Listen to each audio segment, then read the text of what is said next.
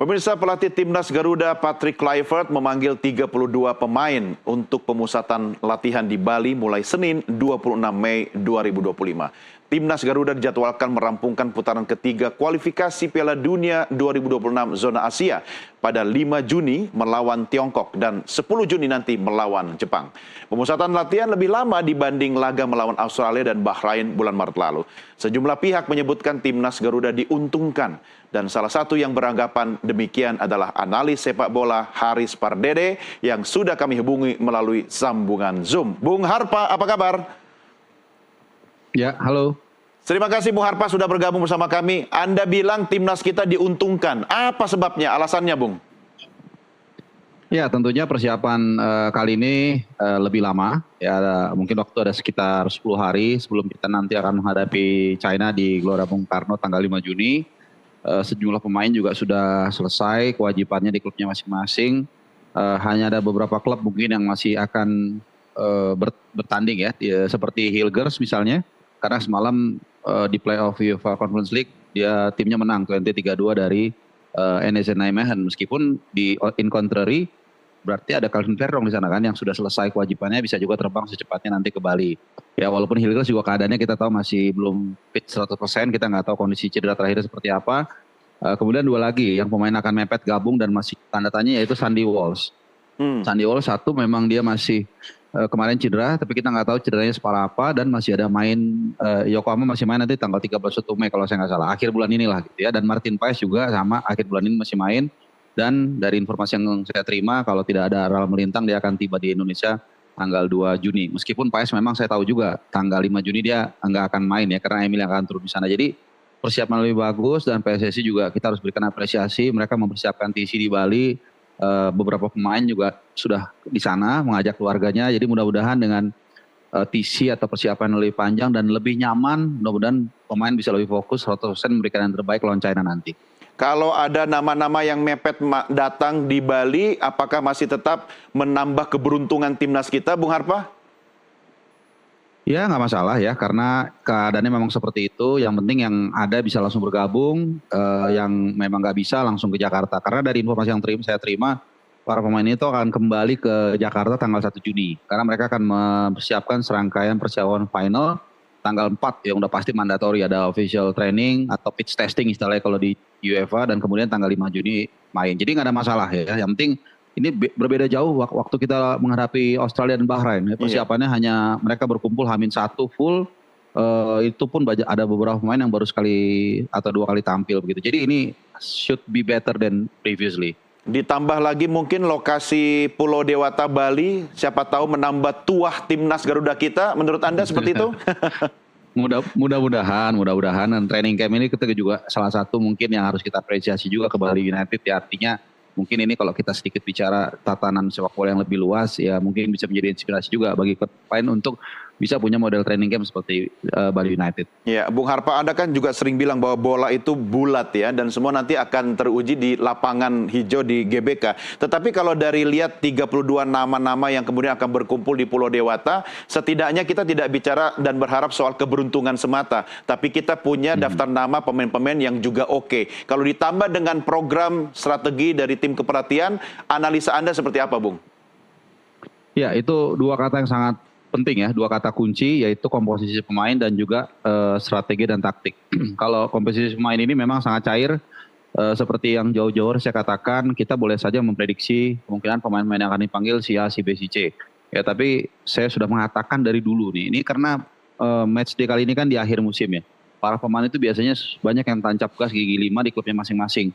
Either timnya mungkin mencoba untuk merebut sesuatu, atau mungkin menghindari sesuatu ya, seperti Venezia misalnya, mereka kan sedang berjuang untuk menghindari degradasi misalnya, atau kemarin baru saja NEC Nijmegen dan juga TNT, ada Verdong dan juga Hilgers sana yang mencoba memperebutkan tiket ke UEFA Conference League musim depan.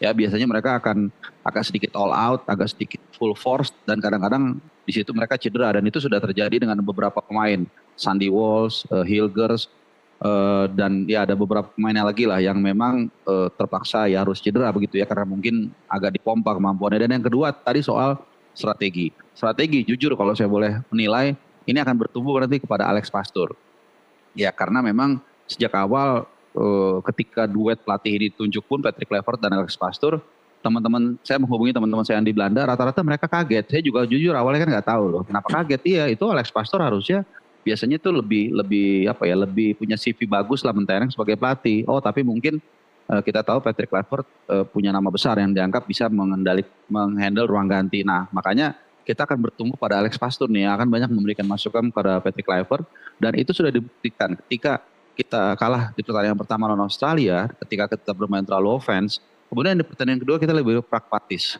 lebih bertahan, dan terbukti kita bisa menang. Dan kemungkinan besar menurut saya ini adalah masukan dari Alex Pastoor, karena Alex Pastoor ini memang dalam beberapa musim terakhir, terutama ketika dia membawa Almer City promosi ya ke Eredivisie, itu gaya bermainnya pragmatis. Dan satu hal yang menarik nih Bung Doni dan juga pemirsa Nusantara TV, kalau kita lihat selama round 3, 8 pertandingan di luar Jepang, setiap kita bermain dominan, setiap kita menguasai ball position itu kita kalah. Ya. Termasuk lawan Australia dan juga lawan China di Qingdao. Tapi sisanya setiap kita less dominan itu pasti kita dapat poin. Ya, termasuk ketika menghadapi Saudi, hanya 26% ball position kita, tapi kita bisa menang 2-0. Nah, ini yang kita akan lihat di lapangan nanti, apakah Alex Pastoor ya bisa memancing para pemain China itu untuk keluar sehingga nanti kita bisa melakukan counter attack, membiarkan mereka menguasai ball position. It's okay. Ya, yang penting kita bisa mendapatkan poin, bisa menang. Ya syukur-syukur kalau kita menang dan Bahrain terpleset dari Saudi di saat yang sama. Kalau itu yang terjadi, maka kan round 4 bisa kita kunci. Yang harus solid kan bukan cuma pemainnya, tapi juga tim kepelatihan kita. Sehingga nanti mampu mencurahkan yang terbaik bagi para pemain, termasuk strategi yang the best menurut Anda. Anda lihat tim kepelatihan kita sesolid pemain kita kah?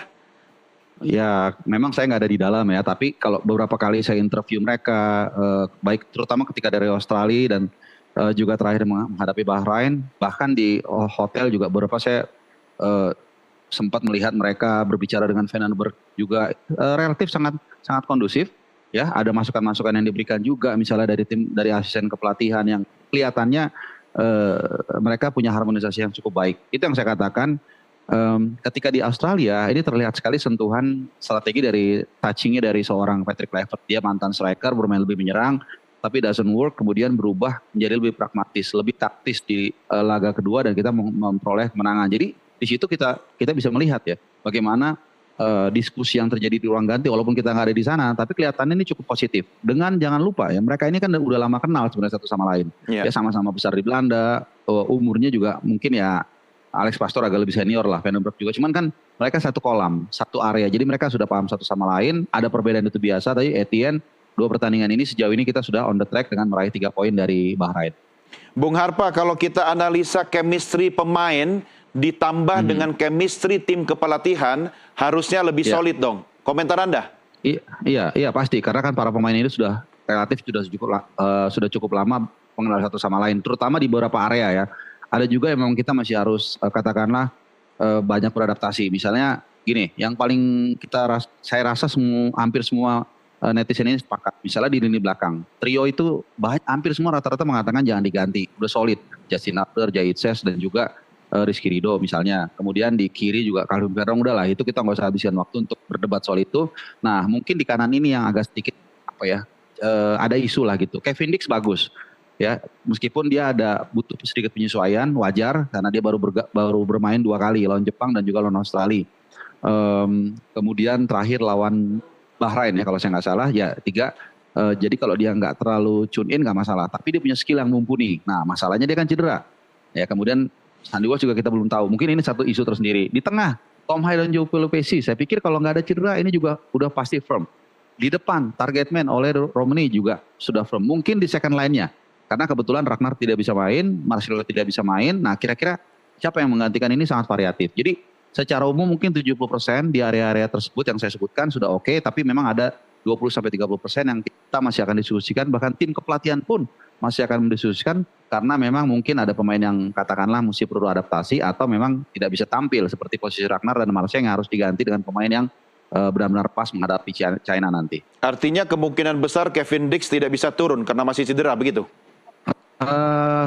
Sangat 50-50 karena dari awal musim pun dia memberikan pernyataan saya akan mencoba bekerja keras. Artinya kan tantangannya besar. Dan kedua, dari informasi yang saya terima, list konfirmasi kedatangan itu dia masih TBC, jadi to be confirmed. Artinya ini memang masih abu-abu. Jadi nanti kan pengumuman pemain itu 30 itu yang benar-benar firm itu diumumkan H-7, tanggal 30 Mei kalau saya nggak salah. Nah di situ baru nanti akan dilihat nih Bung Doni. Kalau memang tim dokter mengatakan go ahead, lampu hijau, maka dia akan dimasukkan. Karena Kevin Dix tetap punya kemampuan luar biasa.